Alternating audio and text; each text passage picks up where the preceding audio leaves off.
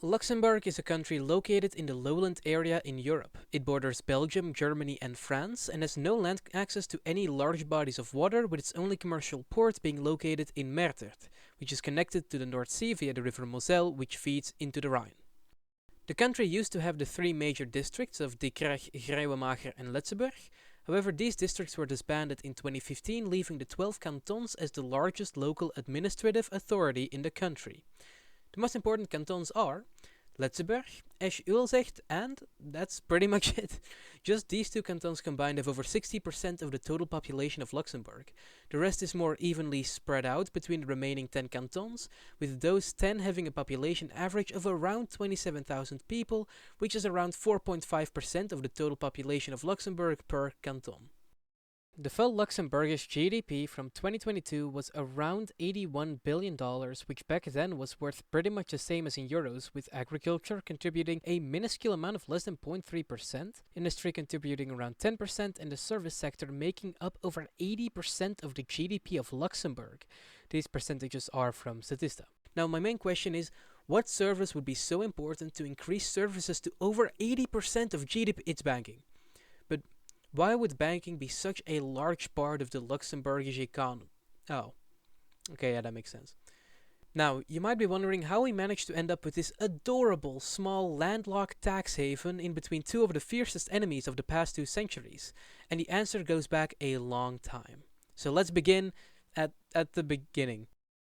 The Roman Republic was severely weakened by the multiple civil wars that happened around 50 BC between Caesar and Pompey. Caesar won this, and after skirmishing and fighting, he got brutally assassinated on the Ides of March in 44 BC. This led to Caesar's adopted son, called Caesar, to fight a civil war against Mark Antony and Cleopatra, where after his victory he formed the Roman Empire with him as the emperor. A couple hundred years later, the Roman Empire split in two, and a few hundred years later after that, Charlemagne conquered a massive amount of land for the kingdom of the Franks. A little bit later, Charlemagne's son became king, because Charlemagne died, and when the son died, they split the kingdom between his three sons in the Treaty of Verdun in 843, following 3 years of civil war. This split the country in 3 parts, and everyone liked it so much that they decided to split the kingdom again, and maybe a couple more times, until something very special happened. The joy of life. Luxembourg came into this world as a small fort on a reasonably important trade route in 963.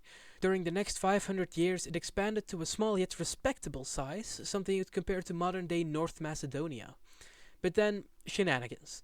To make a long history medium length, they were emperors of the Holy Roman Empire for 130 years. Then they weren't because they had a succession crisis which ended the royal bloodline, and somehow the territory of Luxembourg ended up in the hands of Philip the Good, Duke of Burgundy.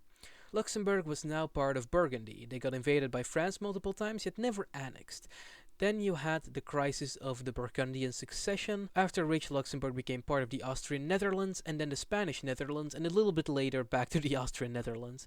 These swaps between Spain and Austria were extremely long and bloody wars, by the way. This was not peaceful. Austria had control over the Spanish Netherlands, which included Luxembourg, and the fort at Luxembourg was getting increasingly upgraded every time that they got taken over by a different nation. So by this point, it was a very strategic and strong fortress already, which is good, because less than 100 years after Austria took Luxembourg from Spain, Napoleon showed up and, what do you want me to say? He obliterated everyone on the mainland until it all came crashing down some 20 years later with the War of the Sixth Coalition. Luxembourg had been part of France during all of this, and this is where things get kind of scary for Luxembourg. See, after the fall of Napoleon, it was decided that the future of Europe and Luxembourg would be decided at the Congress of Vienna.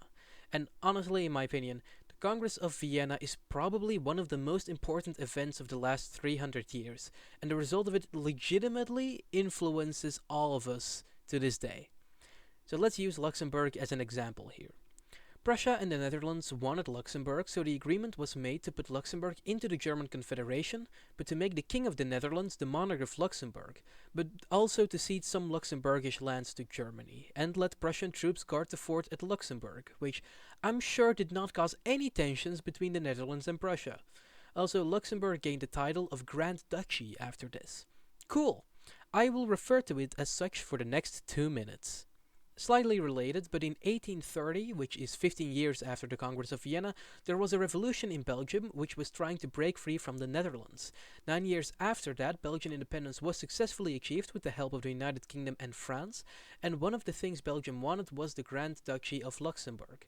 So eventually, all non-German areas of the Grand Duchy of Luxembourg, plus the area of Arlon, was given to Belgium, and the Grand Duchy of Luxembourg had been partitioned yet again, but it was allowed full independence from the German Confederation, where among the conditions was that their very, very important fort would be disbanded and that it would stay neutral, which the Grand Duchy of Luxembourg did. Some 50 years later, the Dutch monarch would also pass away, leaving the Grand Duchy of Luxembourg with a different monarch and thus full and complete sovereignty over its land.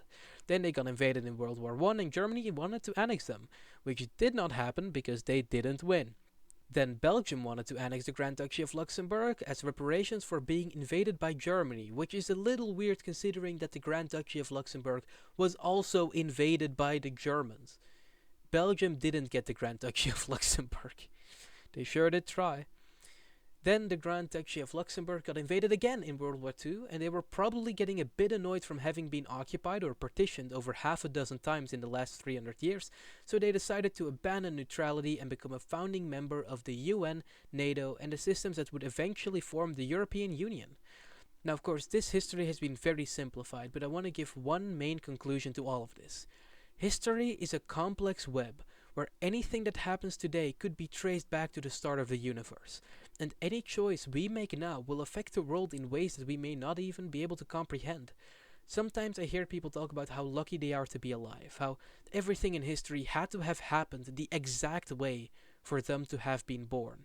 Nobody currently alive would be alive in a world where Caesar hadn't been killed, but a whole world of people that would have lived in that world don't exist here. Your life happening depended on winning a lottery that you didn't know was happening, and that every other person that could have won in your place lost. Luxembourg won that lottery. Burgundy didn't. Do you think there's an afterlife for countries?